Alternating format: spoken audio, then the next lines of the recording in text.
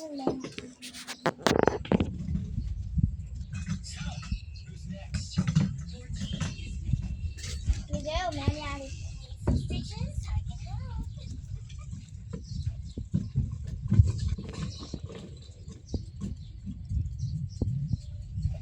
ော့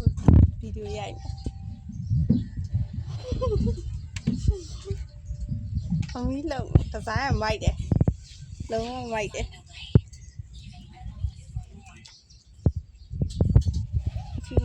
ဖြူလေးရောပါ